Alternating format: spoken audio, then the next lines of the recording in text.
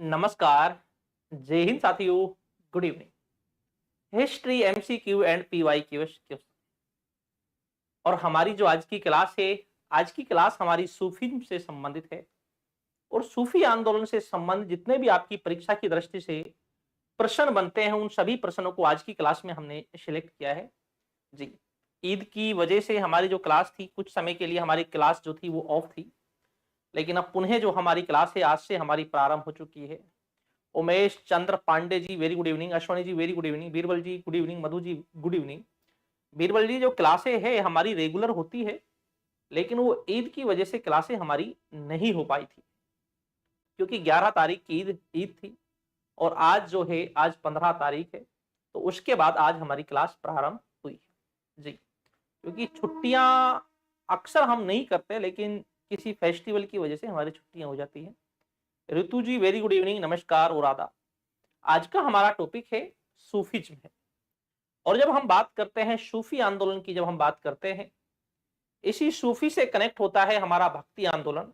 और कल जो हम क्लास लेकर आएंगे वो हमारी भक्ति आंदोलन से संबंधित क्लास हमारी कल की होगी जी। और हमारी जो भक्ति आंदोलन से संबंधित क्लास होगी उसमें भी हमारी परीक्षा की दृष्टि से जितने प्रश्न बनते हैं, उन सभी प्रश्नों को हम सिलेक्ट करते हैं। आज की क्लास में हमारे जो क्वेश्चन है वो 28 क्वेश्चन है, वो क्वेश्चन है जो आपकी परीक्षा की दृष्टि से बड़ी महत्वपूर्ण है।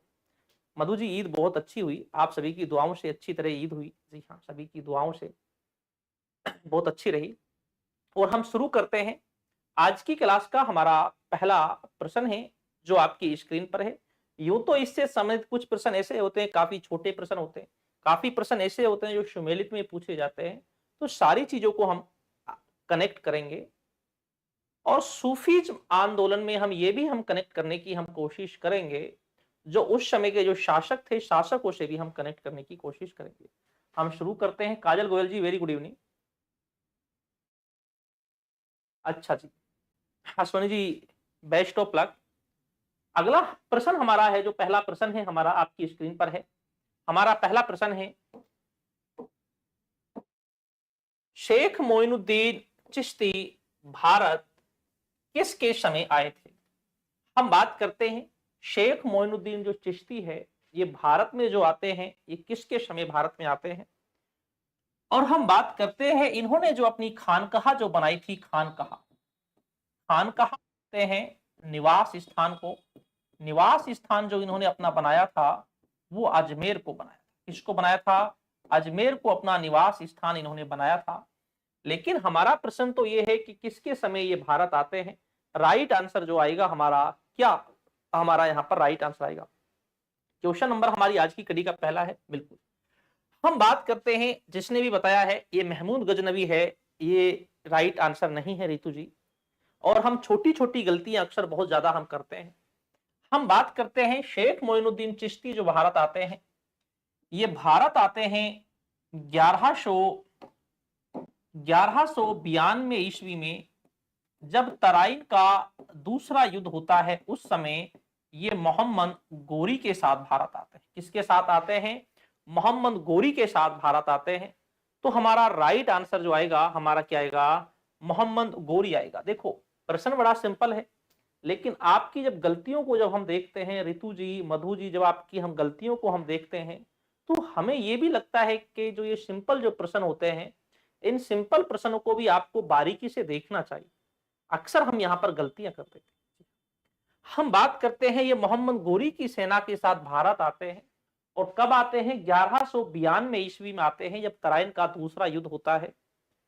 और जब हम बात करते हैं सूफीज्म की, जब हम बात करते हैं, भारत में सूफी आंदोलन के जो जनक माने जाते हैं, वो माना जाता है ख्वाजा मोइनुद्दीन चिश्ती, अर्थात गरीब नवाज को माना जाता है, जिसने अपनी खानकाह जो स्थापित की थी वो अजमेर में खानकाह स्थापित की थी। और जब हम अजमेर की हम बात करते हैं, ये सूफीज्म का एक मक्का मदीना है। और चिश्ती संप्रदाय का एक सबसे मुख्य गढ़ जो है वो अजमेर है, जहां पर विदेशी और भारत के बड़ी बड़ी सेलिब्रिटी यहां पर आती हैं। कोई फिल्म मूवी रिलीज होती है, नेता होता है, तो सारे यहां पर आते हैं जी। राइट आंसर हमारा क्या आएगा? डी आएगा। अगला हमारा प्रश्न है जो आपकी स्क्रीन पर है, अकबर ख्वाजा मोइनुद्दीन चिश्ती की दरगाह पर कितनी बार आए थे? हम बात करते हैं अकबर जो है ख्वाजा मोइनुद्दीन चिश्ती की दरगाह पर जो आते हैं वो कितनी बार आते हैं जी।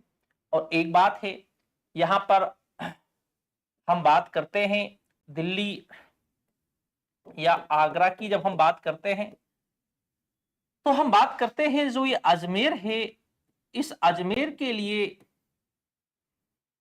वो देग दी है, एक बड़ी देग है, बड़ी देग, और एक है यहाँ पर छोटी देग। ये जो देग है जिनमें खाना बनता है, आज भी इनमें खाना बनता है। ये जो देग है ये अकबर और जहांगीर ने ये देग दी थी, अकबर और जहांगीर ने ये देग यहाँ पर दी थी जिनमें आज भी खाना बनता है। और जो अकबर थे वो ख्वाजा साहब को बहुत ज्यादा मानते थे, बहुत ज्यादा आस्थाएं थी। लेकिन हमारा प्रश्न है कि कितनी बार आते हैं, कितनी बार आते हैं। यहां पर ना तो ये दे रखा कि पैदल कितनी बार आते हैं, ना ये दे रखा है कि घोड़े पर कितनी बार आते हैं। यहां पर दे रखा है कि कितनी बार आए, इसमें पैदल भी आ जाएगा और घोड़े पर भी आ जाएगा।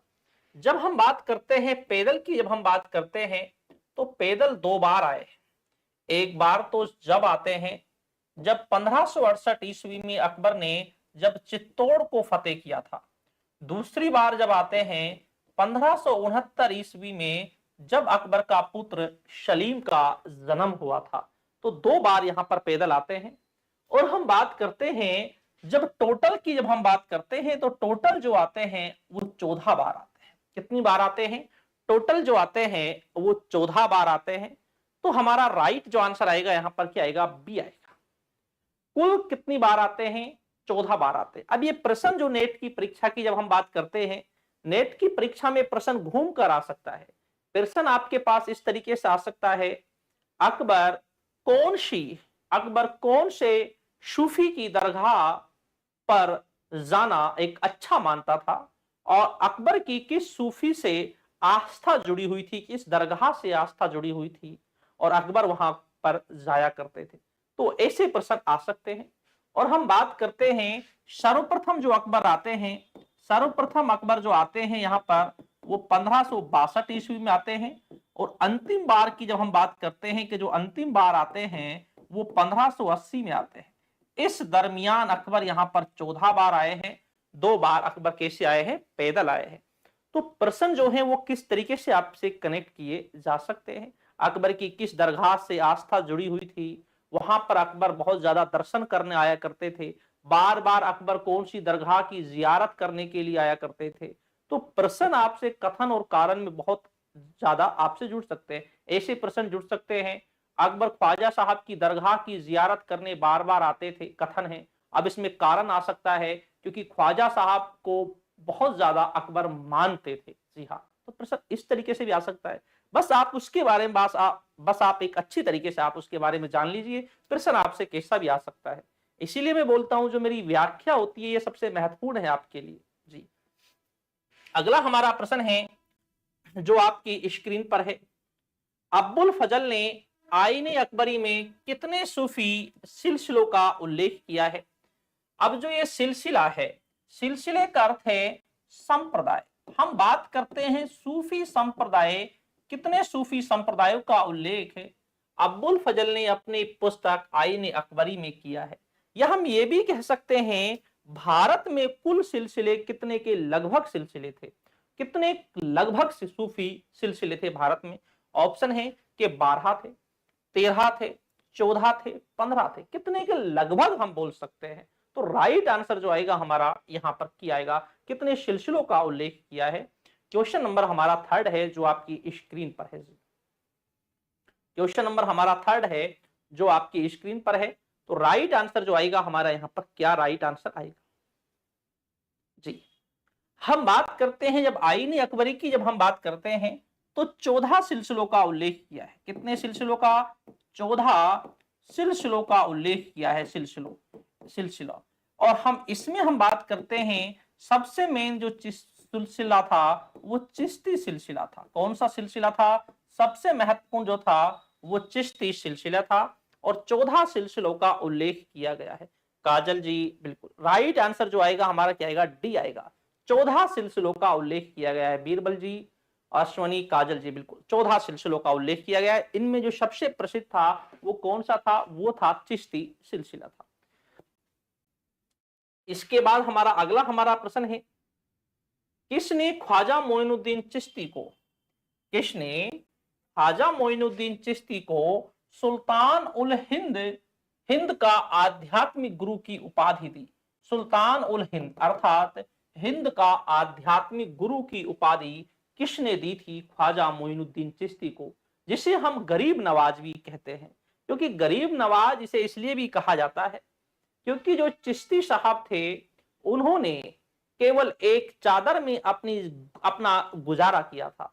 उस चादर को सर्दी में ओढ़ लिया करते थे और गर्मी में उसे बिछा लिया करते थे, इसलिए गरीब नवाज भी उसे कहा जाता है। लेकिन जब हम बात करते हैं कि गरीब नवाज को सुल्तान उल हिंद की उपाधि जो है, ये उपाधि किसने दी है और एक बड़ी सम्मानजनक ये उपाधि थी। हम बात करते हैं, ये उपाधि जो दी है मोहम्मद गोरी ने दी है। किसने दी है? मोहम्मद गोरी ने दी है। और इसी मोहम्मद गोरी के साथ 1192 ईस्वी में ये भारत आए थे और इसी ने इसे ये उपाधि दी थी। तो राइट आंसर हमारा क्या आएगा? ए हमारा यहाँ पर राइट आंसर आएगा। बीरबल जी, रितु जी, अश्वनी जी, बिल्कुल राइट आंसर जो आएगा हमारा क्या आएगा? ए हमारा राइट आंसर आएगा सुल्तान उल हिंद जी। अगला हमारा प्रश्न है, क्वेश्चन नंबर हमारा 5वां है, ख्वाजा मोइनुद्दीन चिश्ती ने किस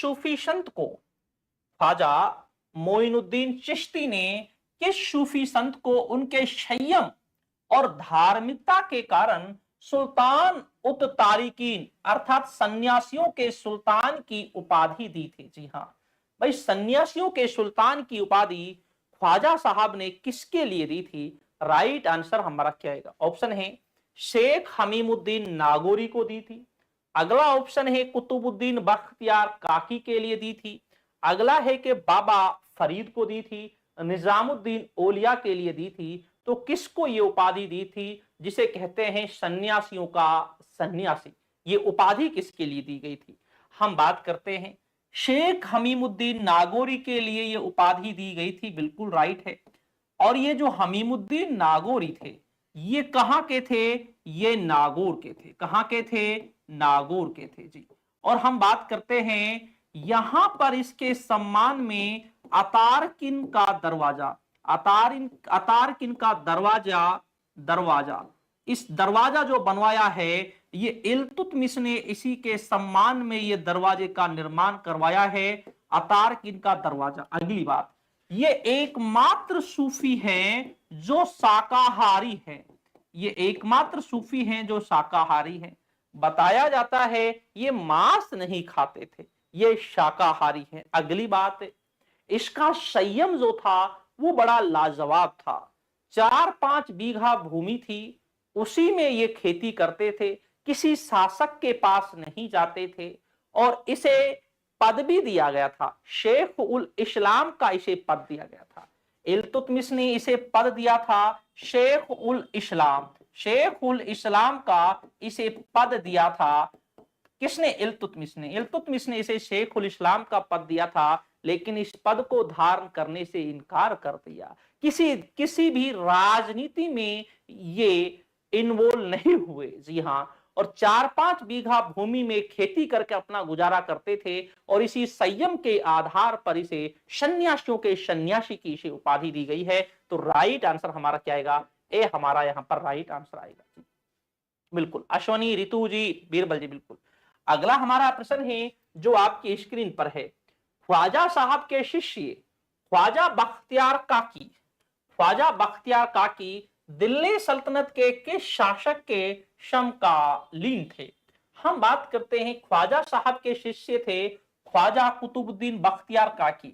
बताया जाता है इसी की स्मृति में कुतुब मीनार का निर्माण भी कराया गया था। कुतुब मीनार का जो निर्माण है इसी की स्मृति में कराया जाता है, कुतुब मीनार का निर्माण।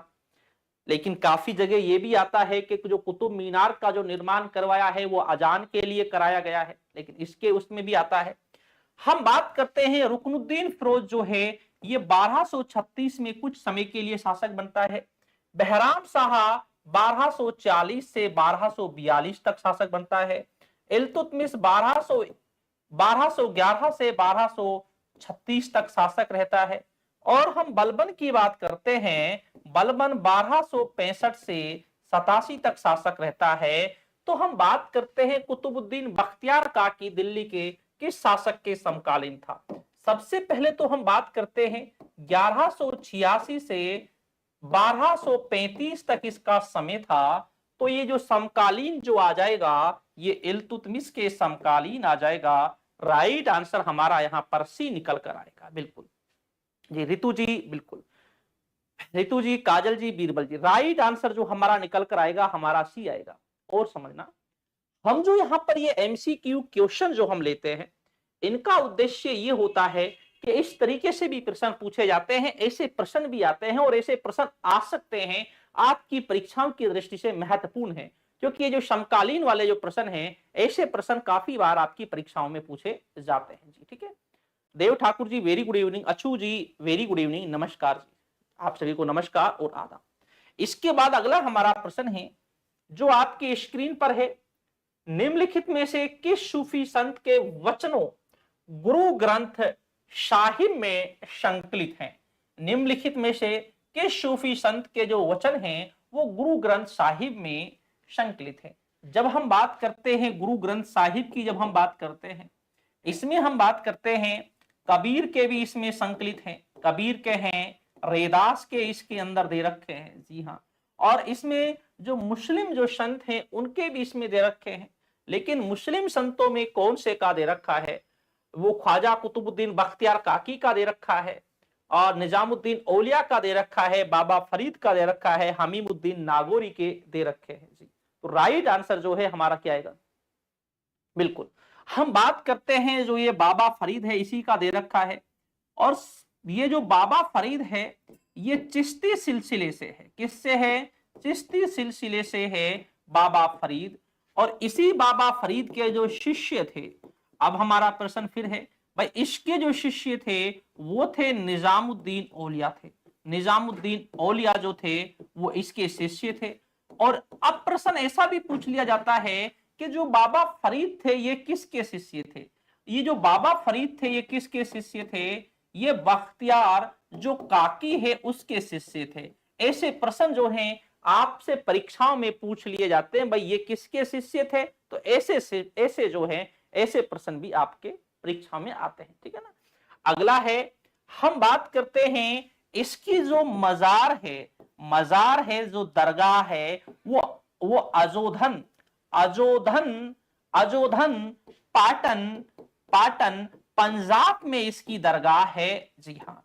तो राइट आंसर जो आएगा हमारा बाबा फरीद आएगा, जिसे गज ए शक्कर बाबा फरीद कहा जाता है। ठीक है, अगला हमारा प्रश्न है, देखो ये शिष्य वाले जो हैं इनको आप अच्छी तरीके से याद रखना, ऐसे प्रश्न जो है वो बहुत ज्यादा आपसे कनेक्ट होते हैं, कौन किसका शिष्य था।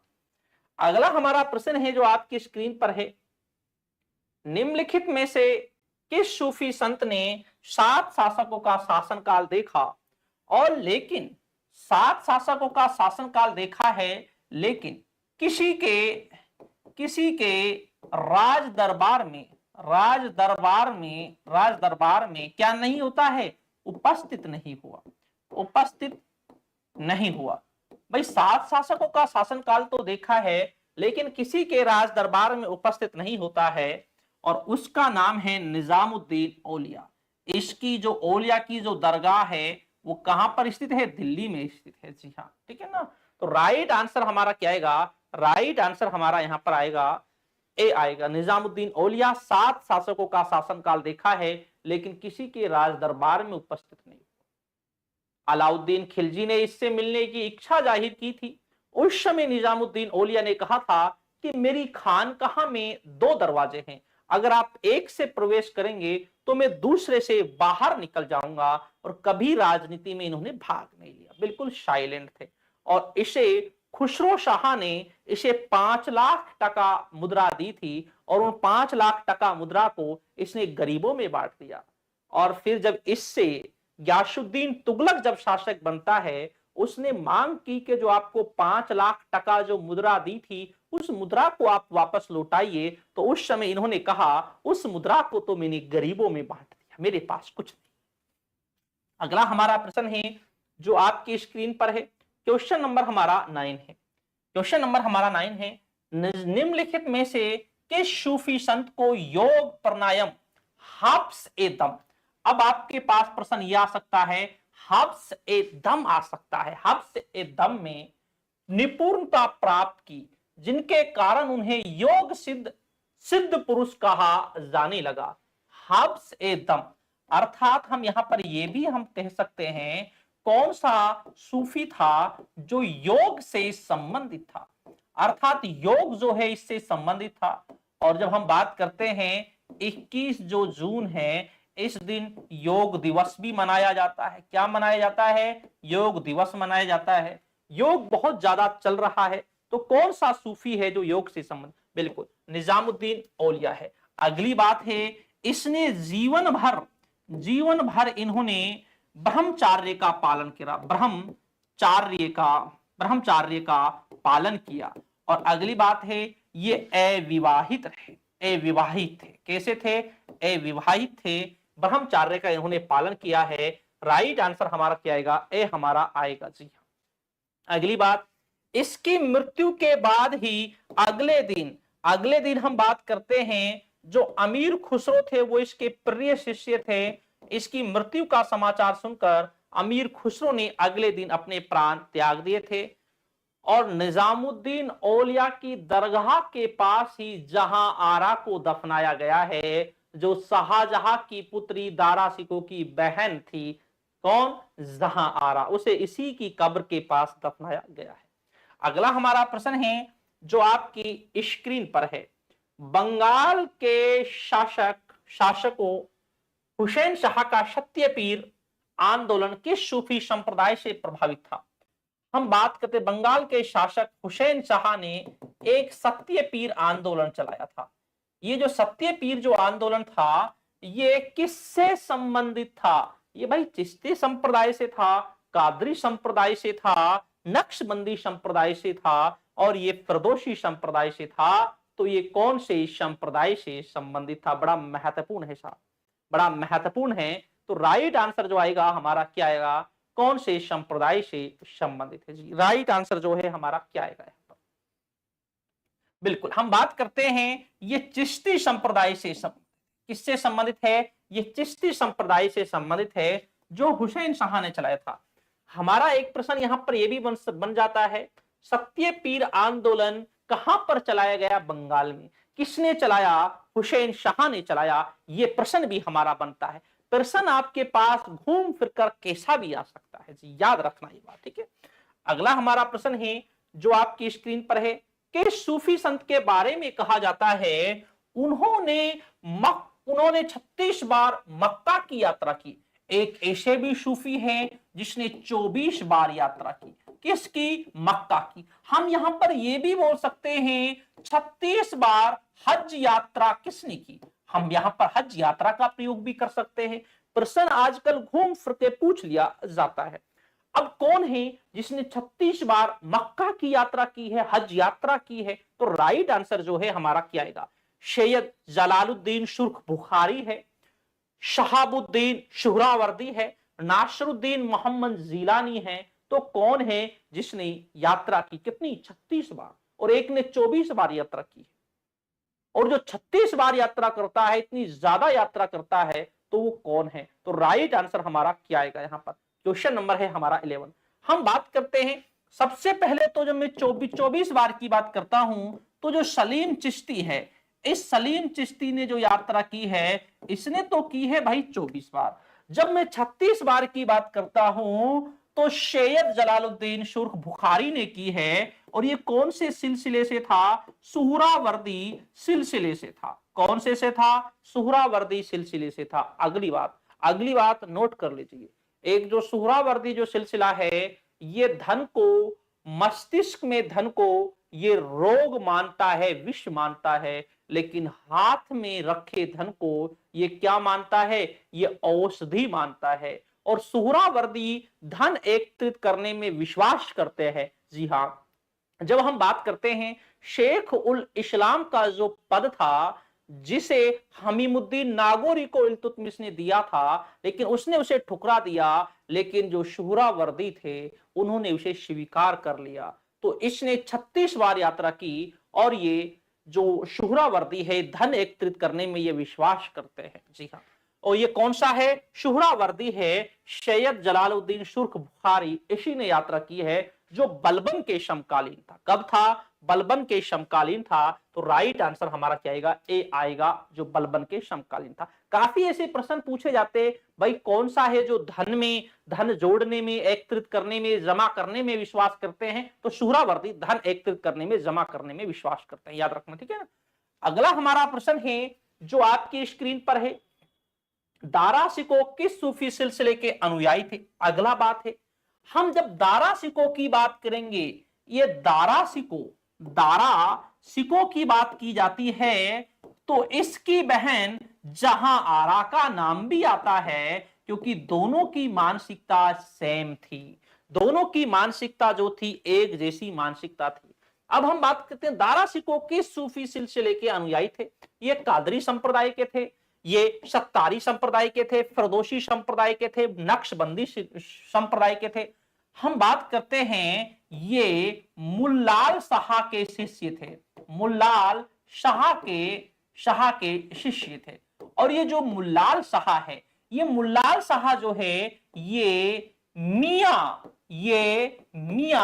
मीर का शिष्य है। ये किसका शिष्य है? मियां मीर का। और ये जो मियां मीर जो है ये कादरी संप्रदाय से है। भाई मियां मीर कादरी संप्रदाय से, मियां मीर के शिष्य मुल्लाल शाह के शिष्य दारा शिकोह और जहां आरा है। जी हाँ, तो राइट आंसर हमारा यहां पर क्या आ जाएगा? ए हमारा राइट आंसर आ जाएगा। अगली बात, ये मियां मीर जो है ये वही मियां मीर है जिसने स्वर्ण मंदिर, जिसे हर मंदिर कहा जाता है, उसकी नींव की जो पहली ईंट जो रखी थी, इसी मियां मीर ने रखी थी, इसी मियां मीर ने उस नींव की पहली ईंट रखी थी, उसी के ये शिष्य थे। तो राइट आंसर हमारा क्या जाएगा? ए हमारा यहां पर राइट आंसर आ जाएगा। बिल्कुल अश्वनी जी, रितु जी, काजल जी, बिल्कुल राइट आंसर हमारा ए आ जाएगा। और ये दारा शिकोह जहां आरा दोनों भाई बहन उसी के शिष्य थे, मुल्लाल शाह के। ठीक है, अगला हमारा प्रश्न है जो आपकी स्क्रीन पर है, शेख सलीम चिश्ती का मकबरा, शेख सलीम चिश्ती का मकबरा अकबर ने किस स्थान पर बनवाया? इस शेख सलीम चिश्ती को अकबर शेखू बाबा कहते थे। क्या कहते थे? शेखू बाबा। और इसी शेखू बाबा के आशीर्वाद से, इसी शेखू बाबा के आशीर्वाद से अकबर का जो पुत्र है सलीम, जिससे हम कहते हैं जहांगीर, उस जहांगीर का जन्म इसी के आशीर्वाद से होता है। और अगले हम बात करते हैं, इस जहां सलीम को भी क्या कहेंगे? शेखू बाबा कहते हैं। इसका मकबरा जो है कहां पर बनवाया है? फतेहपुर सीकरी में बनवाया है। और हम बात करते हैं ये अकबर ने जो बनवाया है लाल बलुआ पत्थर से बनवाया है। किससे बनवाया? लाल बलुआ पत्थर से। लेकिन वर्तमान में इसमें क्या है? वर्तमान में इसमें सफेद संगमरमर लगा हुआ है। अब हमारा प्रश्न है सफेद संगमरमर, सफेद संगमरमर किसने लगवाया? ये जहांगीर ने इसमें सफेद संगमरमर जुड़वाया, क्योंकि जहांगीर का जन्म जो होता है 30 अगस्त 1569 ईस्वी में इसी के आशीर्वाद से होता है। तो हमारा राइट आंसर हमारा क्या आएगा? राइट आंसर हमारा यहां पर ए आ जाएगा। ठीक है, कितने प्रश्न? इसमें सफेद संगमरमर जहांगीर ने लगवाया, ठीक है ना, इसी के आशीर्वाद से जहांगीर का जन्म होता है। बिल्कुल बिल्कुल अच्छी, बिल्कुल। अगला हमारा प्रश्न है जो आपकी स्क्रीन पर है, शेख अब्दुल कुद्दूस गंगोही, शेख अब्दुल कुद्दूस गंगोही किस शासक के समकालीन थे? हम बात करते हैं शेख अब्दुल कुद्दूस गंगोही जो थे ये किस शासक के समकालीन थे? भाई कौन से शासक के ये समकालीन थे? ये अकबर के समकालीन थे, बाबर के समकालीन थे, जहांगीर के समकालीन थे, औरंगजेब के समकालीन थे। तो ये किसके समकालीन थे? हम बात करते हैं ये जो समकालीन थे ये किसके समकालीन थे? ये बाबर के समकालीन थे, शेख अब्दुल कुद्दूस गंगोही। तो राइट आंसर हमारा क्या जाएगा यहाँ पर? बी हमारा राइट आंसर यहाँ पर आ जाएगा जी। क्या जाएगा? राइट आंसर हमारा यहाँ पर बी आ जाएगा। ये बाबर के समकालीन थे और एक कलंदरी सिलसिले से जुड़े हुए थे और बाबर भी कलंदर सिलसिले को मानते थे। ठीक है, इसके बाद अगला हमारा प्रश्न है, भारत में कादरी सिलसिले की जो शुरुआत है उच्च सिंध में इसकी शुरुआत किसने की थी? भारत में कादरी सिलसिले की जो शुरुआत है उच्च सिंध में किसने की थी? नासरुद्दीन मोहम्मद जिलानी ने की थी, मोहम्मद मियां मीर ने की थी, मुल्लाल शाह ने की थी और उपयुक्त में से कोई नहीं जी। तो किसने इसकी शुरुआत की थी? हम बात करते हैं मियां मीर और मुल्लाल शाह जो थे, ये मियां मीर जो थे ये तो हम बात करते हैं जहांगीर और अकबर के समकालीन थे, जहांगीर और अकबर के समकालीन थे। और मुल्लाल शाह की बात करते हैं तो ये दारा शिको और शाहजहां के समकालीन थे। लेकिन इससे पहले जो है नासरुद्दीन मोहम्मद जिलानी हैं, इसी ने क्या किया था? कादरी सिलसिले की शुरुआत की थी। तो राइट आंसर हमारा यहां पर क्या जाएगा? ए हमारा यहां पर राइट आंसर आ जाएगा। बिल्कुल अच्छू जी, काजल जी बिल्कुल, बीरबल जी, देव बिल्कुल, राइट आंसर हमारा ए आ जाएगा। अगला हमारा प्रश्न है, निम्नलिखित में से सूफी संत, निम्नलिखित में से सूफी संत ने वहदत उल शुहूद अर्थात प्रत्यक्षवाद का दर्शन प्रतिपादित किया था। और इसमें हम बात करते हैं, इसमें पहले यह माना जाता था जो अल्लाह जो होता है, अल्लाह और व्यक्ति, अल्लाह और जो व्यक्ति है इन्हें प्रेमी और प्रेमिका माना गया है। क्या माना गया है? प्रेमी और प्रेमिका माना गया है। लेकिन जब ये प्रत्यक्षवाद की शुरुआत होगी तो इसे मालिक क्या माना जाएगा? मालिक और इसे दास माना जाएगा। क्या माना जाएगा? मालिक और दास माना जाएगा। और ये करेंगे शेख अहमद सरहिंदी करेंगे जी। तो राइट आंसर हमारा क्या आएगा? ए। और इसी शेख अहमद सरहिंदी से जो जहांगीर थे बहुत ज्यादा तंग आ चुके थे और जहांगीर ने क्या किया था? इसे 1619 ईस्वी में इसे क्या कर दिया था? इसे जेल के अंदर डाल दिया था। क्या कर दिया था? जेल में डाल दिया। और ये जो है ये शेख अहमद सरहिंदी जो है ये नक्शबंद से संबंधित है। कौन से आंदोलन से संबंधित है? नक्शबंद आंदोलन से ये संबंधित है। तो ये जो प्रश्न है, ये प्रश्न भी आपकी परीक्षा की दृष्टि से बड़ा महत्वपूर्ण प्रश्न जी। ये नक्शबंद से है और इसने अपना आप को माना था अलिफ सानी अर्थात में इस्लाम धर्म की स्थापना के 1000 वर्ष बाद मेरा क्या होता है? जन्म होता है। इनका मानना ये था। अगला हमारा प्रश्न है, पंजाबी भाषा का प्रथम कवि किसे माना जाता है? देखो पंजाबी भाषा, यूं तो हम बात करते हैं इस पंजाबी भाषा जिसे गुरुमुखी लिपि कहते हैं, मूल रूप से इसे लहना ने प्रारंभ किया था। लहना जिसे अंगद बोलते हैं, लहना ने इसे प्रारंभ किया था, जो दूसरा गुरु था। कौन सा था? दूसरा गुरु। लेकिन इससे पहले बाबा फरीद ने जो भाषा चलाई थी उसी से पंजाबी भाषा निकलती है। किससे निकलती है? जो बाबा फरीद ने चलाई थी उन्हीं से निकलती है। जो बाबा फरीद ने चलाई थी उसी से निकलती है। तो राइट आंसर जो है हमारा क्या आएगा? ए आएगा जी। ठीक है, राइट आंसर हमारा ए आएगा। और जो एक गुरुमुखी लिपि है इसी से है क्या? पंजाबी भाषा है। और हम बात करते हैं, जब हम बात करते हैं गदर की, जब हम बात करते हैं जो 1913 ईस्वी में जो गदर पार्टी है जी, और इसकी जब हम बात करते हैं, इसकी जो पत्रिकाएं भी जो निकाली गई थी, पहली उर्दू में निकाली गई थी, जो लाला हरदयाल सिंह जिससे जुड़ा हुआ था, पहली उर्दू में निकाली गई थी। और दूसरी जो पत्रिका निकाली जाती है वो गुरुमुखी लिपि में भी निकाली जाती है। बिल्कुल। अगला हमारा प्रश्न है जो आपकी स्क्रीन पर है, सूफीवाद की शुरुआत एक सुधारवादी आंदोलन के रूप में इस्लाम धर्म में हुई। सर्वप्रथम इसकी शुरुआत किस स्थान पर हुई थी? भाई हम बात करते हैं सूफीवाद की जो शुरुआत है एक सुधारवादी आंदोलन के रूप में हुई थी, लेकिन सर्वप्रथम इसकी शुरुआत कहां पर होती है? सूफीज्म की। और हम बात करते हैं सूफीज्म की जो शुरुआत मानी जाती है, ये मुख्यतः 7वीं शताब्दी से मानी, 7वीं शताब्दी से मुख्यतः इसकी शुरुआत मानी जाती है, शताब्दी से। और ये हसन बसरी इसके संस्थापक माने जाते हैं, हसन बसरी। इससे हसन बसरी से इसकी शुरुआत मानी जाती है। और यह शुरुआत कहां से मानी जाती है? ईरान अर्थात फारस से इसकी शुरुआत मानी जाती है। और एक रबिया नाम और है, जो महिला सूफी थी। रबिया क्या था? रबिया जो थी एक महिला सूफी थी।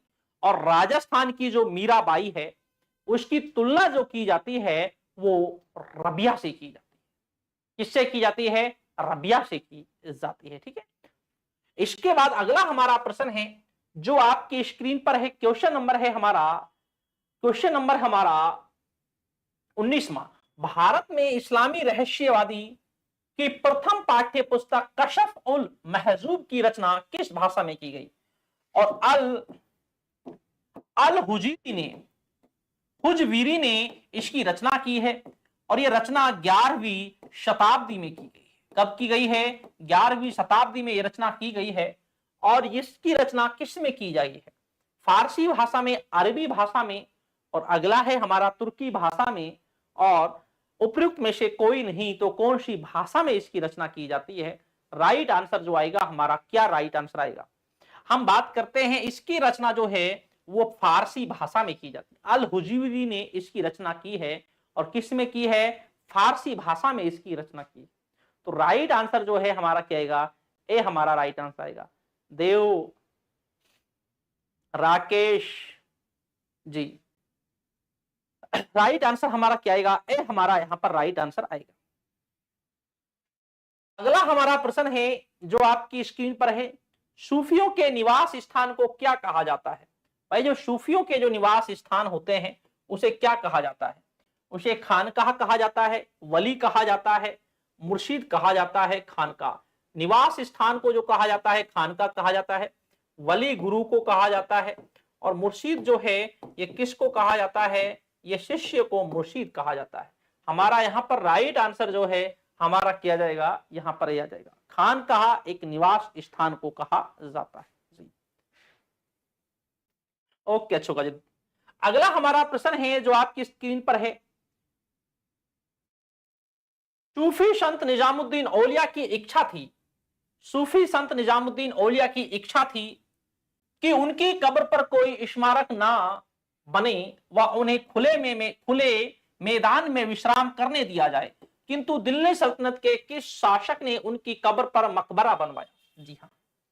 और हम बात करते हैं, जब हम बात करते हैं गरीब नवाज ख्वाजा साहब की, जब हम बात करते हैं, जो मालवा का जो शासक था, मालवा का शासक जिसका नाम था महमूद, उसने उस पर मकबरा बनवाया था, अर्थात उस पर दरगाह बनवाई थी। लेकिन जब निजामुद्दीन औलिया की बात की जाती है तो मोहम्मद बिन तुगलक ने बनवाई थी। राइट आंसर आएगा। और ये मोहम्मद बिन जो तुगलक था ये शिष्य था। ये किसका शिष्य था? ये औलिया का शिष्य था। इसी ने सबसे पहले क्या बनवाई थी? इस पर दरगाह बनवाई थी। जी, राइट आंसर हमारा क्या आएगा? ए आएगा। ठीक है, बिल्कुल। अगला हमारा प्रश्न है जो आपकी स्क्रीन पर है। क्वेश्चन नंबर हमारा 22। निम्नलिखित में से किस सूफी संत ने अलख नाम से कविताएं लिखी थी? भाई अलख नाम से जो कविताएं हैं वो किसने लिखी थी? और एक है गुलरुखी नाम से किसने लिखी थी? हम बात करते हैं जो सिकंदर जो लोदी थे, सिकंदर जो लोदी जो कविताएं लिखा करते थे वो गुलरुखी नाम से लिखा करते थे। अलख नाम से जो कविताएं हैं शेख अब्दुल गंगोही ने लिखी है। अलख नाम से कविताएं किसने लिखी है? शेख अहमद गंगोही ने लिखी है अलख नाम से कविताएं। तो राइट आंसर जो है हमारा क्या आएगा? राइट आंसर हमारा क्या आएगा? ए हमारा राइट आंसर यहां पर आ जाएगा। ठीक है। इसके बाद हमारा अगला हमारा प्रश्न है जो आपकी स्क्रीन पर है। क्वेश्चन नंबर है हमारा 23। क्वेश्चन नंबर हमारा 23 है जी। हम बात करते हैं चिश्ती संप्रदाय की प्रमुख शाखाएं निम्नलिखित में से कौन सी है? चिश्ती संप्रदाय की प्रमुख शाखाएं जो है निम्नलिखित में से कौन सी है? नागौरी भी इसी की शाखा है, साबिरी भी है, निजामी भी, ये तीनों को तीनों इसी की शाखाएं हैं। तो इसलिए हमारा जो राइट आंसर आएगा हमारा डी आएगा। 1, 2 और 3 ये इसी की शाखाएं हैं, इसी के अंदर से ये निकली है। नागौरी भी इसी के अंदर से निकल कर आती है और शाबरी भी है, निजामी भी जो है इसी के अंदर से निकल कर आती है। तो राइट आंसर हमारा क्या जाएगा? डी हमारा राइट आंसर यहां पर आ जाएगा। अगला हमारा प्रश्न है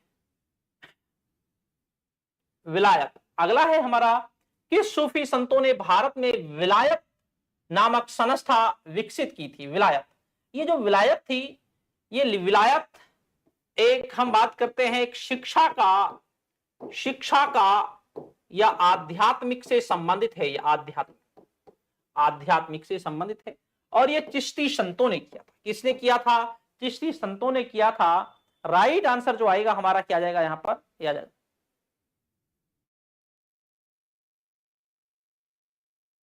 दादू दयाल ने कहा, क्या लिखा? दादू दयाल की जब बात करते हैं, अलख दरीबा था दादू दयाल का, अलख दरीबा, अलख दरीबा, दादू दयाल अलख दरीबा। दादू दयाल से जुड़ा हुआ है अलख दरीबा और निपक्ष संप्रदाय।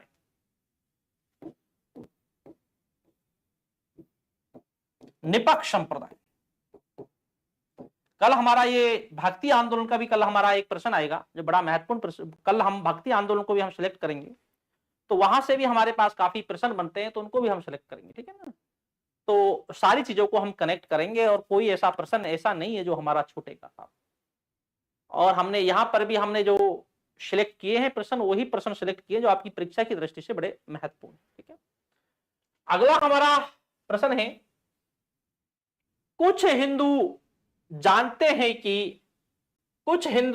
हैं कि इस्लाम एक सच्चा धर्म है, लेकिन इस्लाम को कबूल नहीं करते। उपयुक्त कथन किस संत का है? भाई कुछ जो हिंदू हैं वो जानते हैं जो इस्लाम है वो एक अच्छा मजहब है, एक अच्छा धर्म है, लेकिन उसे क्या नहीं करते? उसे स्वीकार नहीं करते। ये जो कथन है ये किसका है? निजामुद्दीन औलिया का है, अमीर हसन सिज्जी का है, गेसु दराज का है और हमीद कलंदर का है। तो किसका है?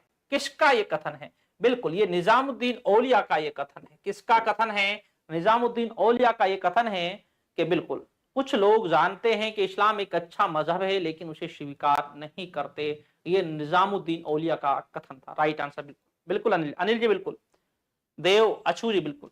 अगला हमारा प्रश्न है जो आपकी स्क्रीन पर है, चिराग ए दिल्ली की 100 वार्ताओं का वर्णन। चिराग ए दिल्ली की, ये चिराग ए जो दिल्ली है ये नासिरुद्दीन है। ये नासिरुद्दीन जो है इसी को चिराग ए दिल्ली कहा है। किसने कहा है? औलिया ने। औलिया ने जो चिराग ए दिल्ली कहा है इसी नासिरुद्दीन को कहा। चिराग ए दिल्ली की 100 वार्ताओं का वर्णन खैर उल मजलिस में है। इसकी रचना किसने की थी? खैर उल मजलिस की रचना किसने की थी? चिराग ए दिल्ली। अगला है, इसमें है हमारा हमीद कलंदर ने की थी, केशुद राज ने की थी, शेख सलीम चिश्ती ने की थी, शेख अब्दुल गंगोही ने की थी।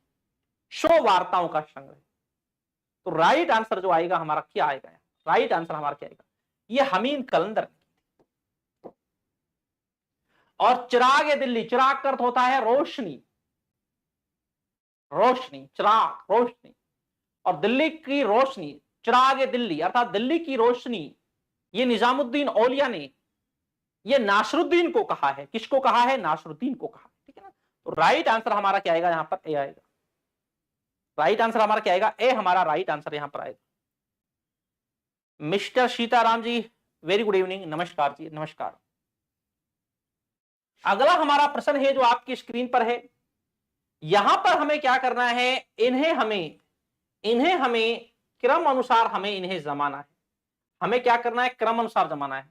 भारत में सूफी सिलसिलों के आगमन का सही क्रम निम्नलिखित में से कौन सा है? भाई जो सूफी सिलसिले भारत में आते हैं इनका जो क्रम है वो क्या है? चिश्ती है, शुहरावर्दी है, फिरदौसी है, सत्तारी है, कादरी है, नक्शबंदी। कौन सा हमारा इनका क्रम होगा? राइट आंसर जो है हमारा क्या आएगा भाई? इनका ऑप्शन है कौन सा हमारा राइट आंसर आएगा? कौन सा राइट आंसर आएगा? बड़ा महत्वपूर्ण प्रश्न है और इस प्रश्न में बस दो चीजें आपको सिलेक्ट करनी, बस दो चीजें सिलेक्ट करनी, उसके बाद पूरा आपका ये प्रश्न आसानी के साथ हो जाता है और आपको यही आगे चलकर आपको अपनाना है। आगे चलकर आपको अपनाना भी यही है। वो क्या अपनाना है? हम बात करते हैं, सबसे पहले आता है चिश्ती सिलसिला और सबसे बाद में जो कट्टर सिलसिला था इस्लाम धर्म का, वो है नक्शबंदी सिलसिला। वो क्या है? नक्शबंदी सिलसिला। तो हम बात करते हैं 1 2 3 4 5 6।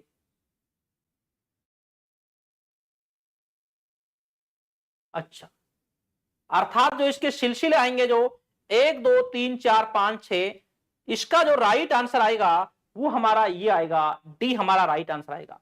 सबसे पहले चिश्ती सिलसिला आएगा, उसके बाद सबसे लास्ट में नक्शबंदी आ जाएगा। तो 1 2 3 4 5, तो लास्ट हमारा जो ऑप्शन आएगा हमारा डी आएगा। गुड़िया जी बिल्कुल, चिश्ती बिल्कुल पहला है। फिर सुहरावर्दी आता है, फिर फिरदौसी सत्तारी शाखा आती है जो इसी से निकल कर आती है, और फिर कादरी सिलसिला आता है, नक्शबंदी आता है, और इसी नक्शबंदी सिलसिले से संबंधित थे कौन? औरंगजेब। किसके शिष्य थे? मीर मासूम के शिष्य थे औरंगजेब। ठीक है ना। हम बात करते हैं ये नक्शबंदी जो है सबसे लास्ट में आता है। जो मीर मासूम थे, मीर मासूम जो थे, मीर मासूम इसी के शिष्य थे औरंगजेब। अब एक प्रश्न ऐसा भी आता है, कौन सा सिलसिला है जिसने संगीत पर रोक लगाई थी? भाई कौन सा सिलसिला है जिसने संगीत पर रोक लगाई थी? तो संगीत पर भी इसी नक्शबंदी ने लगाई थी। और हम जब बात करते हैं, जो अहमद सरहिंदी थे, अहमद सरहिंदी जो थे वो इसी नक्शबंदी सिलसिले से थे, जिसे 1619 ईस्वी में जहांगीर ने किसके अंदर डाल दिया था? जेल के अंदर डाल दिया। और सबसे पहले कौन सा आता है? चिश्ती आता है, फिर सुहरावर्दी, और फिर ये फिरदौसी और सत्तारी शाखा इसी की है, और इसके बाद आता है कादरी, और नक्शबंदी जो है वो सबसे लास्ट में आता है। ठीक है, नक्शबंदी सबसे लास्ट होता है। अगला हमारा प्रश्न है जो आपकी स्क्रीन पर है जी। ये प्रश्न बड़ा सिंपल प्रश्न है, आप इसको आसानी के साथ कर सकते हैं। निम्नलिखित में से कौन सा युग्म सही सुमेलित नहीं है? सिलसिला है, भारत में संस्थापक हैं। चिश्ती का ख्वाजा मोइनुद्दीन चिश्ती है, कादरी का शाह नियामतुल्लाह है, फिरदौसी का शेख बदरुद्दीन समरकंदी है, नक्शबंदी का शाह अब्दुल्ला सत्तारी है। तो कौन सा है जो सुमेलित नहीं है? काफी बार हमारे पास प्रश्न ऐसे आते हैं, हमारे पास संत दे देते हैं, उनको हमारे पास हमें सुमेलित करना पड़ता है। तो सुमेलित में भी हमसे काफी जो प्रश्न है, काफी प्रश्न हमसे सुमेलित में हमसे पूछ लिए जाते हैं। तो यहां पर जो हमारा राइट जो आंसर आएगा वो हमारा निकल कर क्या आएगा? बिल्कुल, हम बात करते हैं नाम के पीछे सत्तारी लगा हुआ है, और जो ये सत्तारी जो है ये अपने आप में एक संप्रदाय है, एक सिलसिला है जो सत्तारी है। और जो ये शाह अब्दुल्ला जो सत्तारी है, ये सत्तारी सिलसिले से है। तो हमारा राइट आंसर जो है हमारा क्या आएगा? डी आएगा। ये हमारा सही तरीके से हमारा सुमेलित नहीं है जी। राइट आंसर हमारा क्या आएगा? डी आएगा। तो ये थे हमारे सूफीज्म से संबंधित हमारे 28 प्रश्न थे हमने जो सिलेक्ट किए थे, जो आपकी परीक्षा की दृष्टि से बड़े महत्वपूर्ण हैं। और अगर क्लास आपको अच्छी लगी हो तो लास्ट में मैं आपसे बोलता हूं, क्लास अच्छी लगी हो तो क्लास को आप लाइक कर देना। ईद की वजह से हमारी जो क्लासें थी, कुछ समय के लिए हमारी क्लासें जो थी ऑफ थी, लेकिन अब हमारी जो क्लासें हैं, अब हमारी क्लासें प्रारंभ हो चुकी हैं आज से। और हमारी क्लास का जो समय है 8:30 बजे हमारी क्लास का समय है, और ये रेगुलर हमारी क्लासें, ये हमारी क्लासें चलती है, जो आपके लिए यूजीसी नेट असिस्टेंट प्रोफेसर और पीजीटी के आधार पर बड़ी महत्वपूर्ण क्लासें हैं आपके लिए। जी हाँ जी। तो हमारा समय है 8:30 बजे प्रतिदिन हमारी ये क्लासें चलती है। और जो student assistant professor UGC net और पीजीटी का कोर्स ज्वाइन करना चाहता है, तो नीचे डिस्क्रिप्शन में एप्लीकेशन की लिंक दे रखी है, तो एप्लीकेशन को डाउनलोड कर सकता है और अपने सपनों को भी साकार कर सकता है। और टेस्ट सीरीज का भी हमने ऑप्शन चालू कर रखा है, तो टेस्ट सीरीज भी हमारी प्रारंभ है। और हमारी जो क्लासें है जी बिल्कुल देव, इसमें बड़ा कंफ्यूजन होता है। और कल की जो हमारी क्लास है भक्ति आंदोलन की, कल की हमारी जो क्लास है भक्ति आंदोलन की क्लास है। और आपकी जानकारी के लिए मैं पहले ही बता देता हूं, स्टूडेंटों को बहुत ज्यादा कंफ्यूजन जो होता है, भक्ति आंदोलन में भी बहुत ज्यादा कंफ्यूजन होता है। तो इसलिए हम कल क्लास जो हम लेकर आ रहे हैं वो हम भक्ति आंदोलन की क्लास लेकर आ रहे हैं। और आप एक बार उसको पढ़ना, फिर आप जब कल आंसर जब आप देखेंगे, जब आप आंसर देंगे आप, तो पूरा जो टॉपिक है आपका पूरा क्लियर हो जाएगा। किस तरीके से प्रश्न बनते हैं, कहां से प्रश्न आते हैं, वो सारे के सारे आपके क्लियर हो जाएंगे। और हमारी जो सीरीज चल रही है, बिल्कुल हमारी ये टॉपिक वाइज हमारी सीरीज चल रही है। और कल का हमारा भक्ति आंदोलन से संबंधित है। और उसके बाद हम मुगल जो साम्राज्य है उसमें हम आ जाएंगे जी हम। और ये हमारी टॉपिक वाइज जो सीरीज है हमारी, यूं ही ये सीरीज हमारी चलती रहेगी। तो ठीक दोस्तों, शुक्रिया, धन्यवाद और जय हिंद। और जो स्टूडेंट पहली बार चैनल पर आए हैं वो चैनल को सब्सक्राइब कर लेना, क्योंकि हमारा द वर्ल्ड क्लासेज जो जयपुर है केवल ये इतिहास को समर्पित चैनल है। केवल यहाँ पर इतिहास की ही क्लासेज चलती है, और वह क्लासेज भी असिस्टेंट प्रोफेसर, यूजीसी नेट और पीजीटी के आधार पर। तो ठीक दोस्तों, शुक्रिया, धन्यवाद, जय।